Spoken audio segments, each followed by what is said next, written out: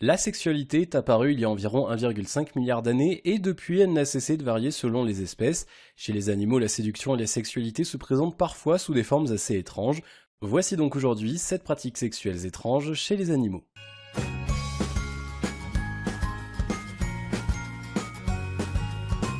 Numéro 7, le manchot Adélie est une espèce de manchot qui vit uniquement en Antarctique. En 1998, la revue scientifique d'ornithologie The Hawk a publié une étude sur ces manchots très particuliers. Ces animaux aux allures plutôt sympathiques seraient en fait nécrophiles et pédophiles. En effet, après de nombreuses observations, les chercheurs ont constaté que pendant la période de reproduction, ces manchots s'accouplaient avec tout ce qu'ils trouvaient, de la femelle décédée au poussin qu'ils finissent par tuer après l'accouplement. Mais ce n'est pas tout, lorsqu'un mâle et une femelle décident de s'accoupler, ils construisent un nid au sol avec des petits cailloux qui va leur permettre de tenir les futurs œufs au sec. Les cailloux utilisés sont rares et pas toujours trouvables. Pour y remédier, les femelles ont recours à une stratégie bien particulière, la prostitution.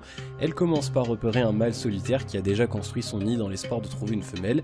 Elle le rejoint et après une petite séance de drague, et malgré qu'elle soit en couple, elle s'accouple avec lui. Elle prend ensuite son caillou et termine la construction de son nid où l'attend sa petite famille. Numéro 6, en captivité, les pandas n'ont pas vraiment envie de se reproduire, et comme tout le monde le sait, les pandas sont en voie d'extinction, donc c'est quand même un peu emmerdant.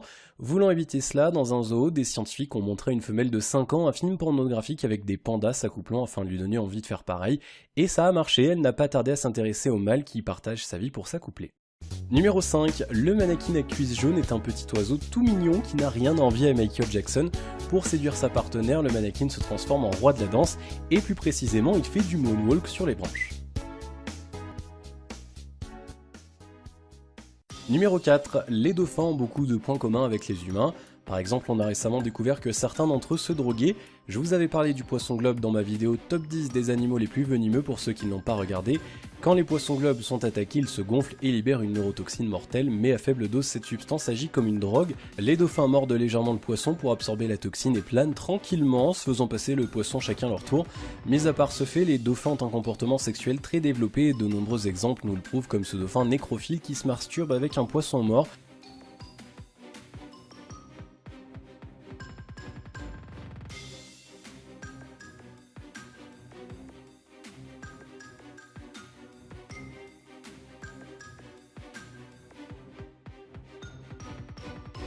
Ou encore ce dauphin qui harcèle sexuellement une femme.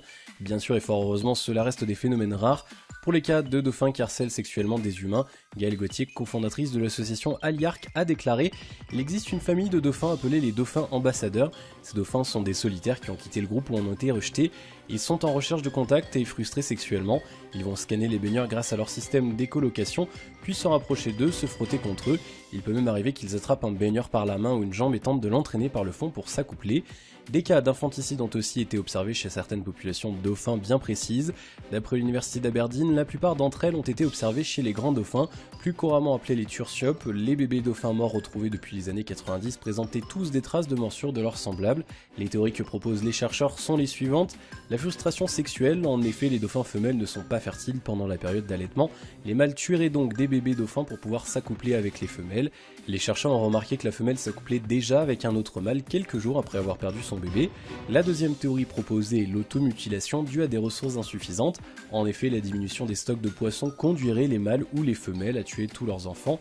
Malgré ces théories, la cause de ces infanticides n'est toujours pas complètement élucidée. Pour en revenir aux cas les plus généraux, les dauphins mâles atteignent la majorité sexuelle à environ 10 ans contre 6 à 8 ans pour les femelles. Même s'ils ne forment pas de couple permanent, les liens familiaux entre les dauphins sont très forts. Numéro 3, les girafes mâles ont une très drôle façon de trouver une partenaire. Pour savoir si une femelle est en période d'ovulation, ils goûtent leur urine. Et oui, si l'urine possède les caractéristiques requises, c'est-à-dire une teneur élevée en oestrogène, ils vont s'accoupler. La grossesse d'une girafe dure environ 15 mois et pendant l'accouchement, elle se tient debout, ce qui veut dire que le petit fait une chute d'environ 2 mètres à sa naissance.